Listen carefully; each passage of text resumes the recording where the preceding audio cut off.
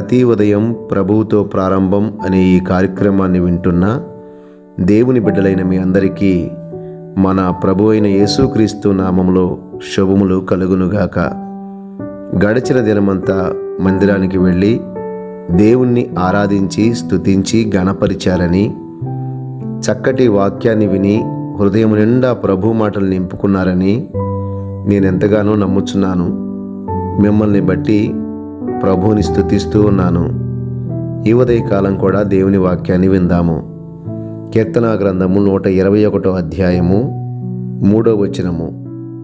ఆయన నీ పాదములు తొట్టిల్లనియ్యడు, నిన్ను కాపాడువాడు కునుకడు అని రాయబడి ఉంది.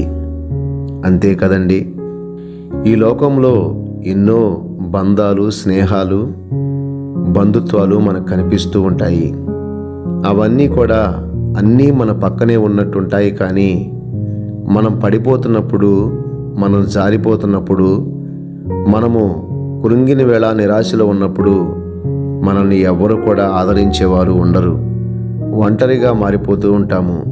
కానీ మన పాదాలు జారిపోకుండా, నిరంతరము కొనకకుండా, నిద్రించకుండా మనల్ని కాపాడుచున్న దేవుణ్ణి మనం ఆనుకొని జీవించగలిగితే మన దైవిక జీవితంలో గొప్ప ఫలితాలు, భౌతిక జీవితంలో అనేక ఆశీర్వాదాలు మనం అనుభవిస్తాము.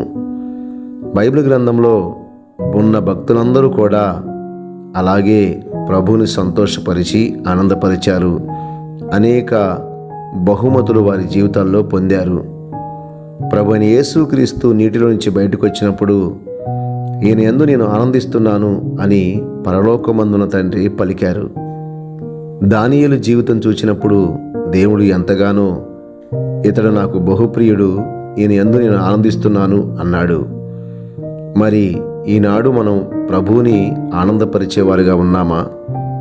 ఎంతగానో మనల్ని కాపాడుతూ, కొనకకుండా, నిద్రించకుండా, మన పాదాలు జారిపోకుండా కాపాడుతున్న దేవుణ్ణి మనం నిర్లక్ష్యం చేయవచ్చా? ఈ ఉదయకాలమైన ఒక మంచి తీర్మానం తీసుకుందాం.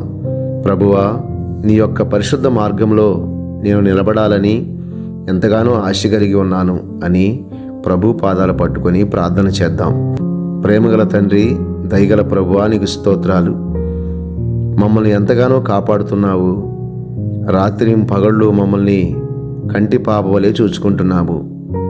కావలసిన ఆహారము, ఆరోగ్యము, ప్రతి అవసరత మా కొరకు మీరు తీరుస్తూనే ఉన్నారు.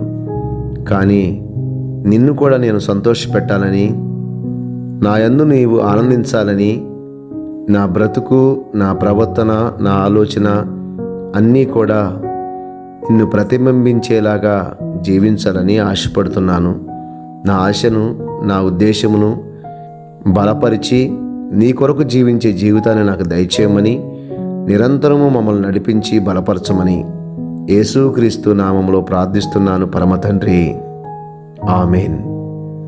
ప్రభు అయిన యేసు కృప మనందరికీ తోడై ఉండునుగాక.